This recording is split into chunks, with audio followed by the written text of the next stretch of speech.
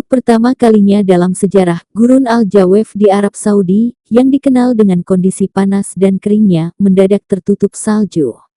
Fenomena tak biasa ini terjadi pada awal November tahun 2024 ketika gurun tandus di wilayah utara Arab Saudi itu berubah menjadi negeri ajaib musim dingin.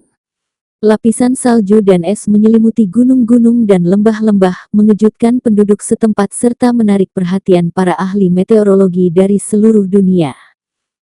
Turunnya salju ini terjadi setelah serangkaian hujan lebat dan hujan es yang melanda wilayah Al-Jawef dimulai pada akhir Oktober. Badai es kali ini cukup ekstrim, dengan butiran es dilaporkan mencapai ukuran sebesar bola golf menutupi permukaan pasir gurun. Fenomena ini tak hanya mencuri perhatian masyarakat lokal tetapi juga dunia internasional.